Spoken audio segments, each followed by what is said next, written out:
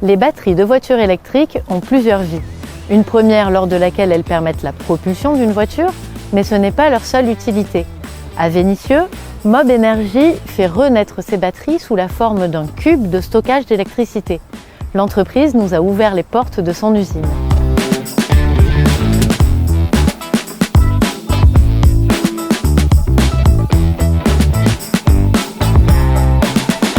Aujourd'hui, dans l'univers des véhicules électriques, il y a une question très importante qui est la batterie, sa durée de vie, qu'est-ce qu'on en fait après. Chez Mob Energy, on a fait le choix de récupérer des batteries de voitures électriques qui ne sont plus adaptées à un usage automobile. On a une durée de vie aujourd'hui, on parle de 200 000 km, de peut-être 8 ans d'utilisation, avant de perdre un certain pourcentage de sa capacité initiale. Donc plus j'utilise mon pack, plus cette capacité se réduit. Et lorsqu'on est à 80%, parfois 70%, eh bien, il est plutôt recommandé de changer le pack batterie. Mais on se retrouve avec du coup des packs qui peuvent être utilisés dans d'autres applications, moins violentes, moins gourmandes. Et c'est notamment notre cas. On fabrique et on conçoit des solutions de stockage d'énergie qui n'ont pas la même utilisation et la même agressivité d'utilisation que l'usage automobile. Donc pour ça, ce qu'on fait, c'est qu'on récupère des batteries issues de différents schémas de seconde vie. Ça peut être des batteries qui ont dû être retirées du véhicule parce qu'il y a eu un accident, mais qui sont encore aptes à être utilisées dans d'autres applications.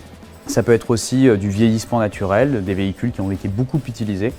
Les batteries sont récupérées auprès de constructeurs automobiles, de garages ou encore d'entreprises qui ont des flottes de véhicules électriques en fin de vie. Donc on a des modules qui ont vieilli différemment, peut-être de marques différentes. Et donc l'idée, c'est de vérifier qu'est-ce qu'il leur reste en termes de capacité. On va faire de l'inspection visuelle, mécanique, vérifier que les câblages sont intègres. Une fois que cette qualification par module a été faite, eh bien on va assembler ces modules en une nouvelle batterie. Et donc chez Mob Energy, on fabrique de nouveaux packs batteries à base de modules usagés. Ces nouveaux packs batteries forment la solution finale de Mob Energy, le cube Eiko, une armoire de stockage d'énergie. Un cube peut contenir jusqu'à 3 packs batteries d'une capacité de 50 kW chacun, soit l'équivalent de 3 batteries de Renault Zoé. Alors en fait, on va raccorder Eiko, le cube et ses batteries avec un seul câble au réseau électrique. De faible puissance, entre 10 et 30 kW de puissance en entrée. Ce câble en fait, raccordé au réseau électrique va permettre de stocker l'énergie dans les batteries quand les voitures n'ont pas besoin de se recharger. La capacité totale du cube Eiko, c'est 150 kWh maximum de stockage énergétique, 20 points de charge avec une capacité de puissance de 60 kW répartis sur ces points de charge. Et ces batteries vont ensuite redispatcher cette énergie sur les points de charge en fonction des demandes des utilisateurs, en fonction des besoins des véhicules qui seront branchés aux bornes.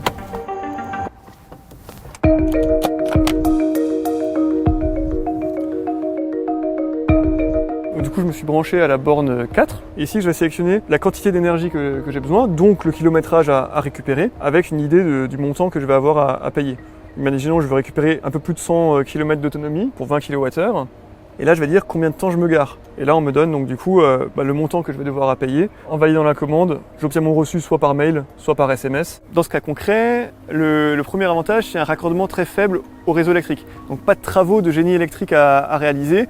On se branche très simplement à l'installation électrique du site pour avoir une solution pouvant aller jusqu'à 20 points de charge. La partie batterie, la partie stockage énergétique, permet de stocker l'énergie en heure creuse. Par exemple, la nuit, quand vraiment il n'y a aucune activité sur le site, voire de récupérer des surplus de production issus de panneaux photovoltaïques qu'on aurait en journée. En plus des économies d'énergie réalisées, cette solution est installée hors sol et sans tranchée. Il n'y a donc pas besoin de travaux de génie civil. Notre enjeu chez Mob Energy, c'est de faire en sorte que les entreprises puissent déjà toutes déployer des bornes de recharge rapidement et efficacement, puissent imaginer un jour avoir 100% de leur place de parking équipée d'un point de charge, parce que ça aujourd'hui personne ne l'imagine, c'est ubuesque d'imaginer un jour équiper 100% des places en borne de recharge, parce que la puissance associée serait phénoménale. Et donc on arrive à ouvrir ce scénario en se disant, en fait, on a besoin de 10 fois moins de puissance, 6 fois moins de puissance, ça dépend des cas.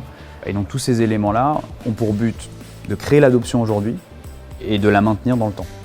Cette solution donne donc une seconde vie aux batteries de voitures électriques. Après 8 à 10 ans à propulser un véhicule, elles peuvent vivre une dizaine d'années supplémentaires en stockant et en redistribuant de l'énergie. Mais ça ne s'arrête pas là. Il y a potentiellement une troisième vie où ça restera du stockage, ça restera de la redistribution, mais avec des intensités encore plus faibles que dans cette deuxième solution. Et après, effectivement, en fin de vie des batteries, et la recyclage avec effectivement le démantèlement des composants et l'extraction de tous les minerais qui peuvent être à l'intérieur de ces composés chimiques. On extraira Black Mass pour en refaire des nouvelles batteries et la réintroduire dans le cycle de fabrication d'une nouvelle batterie lithium.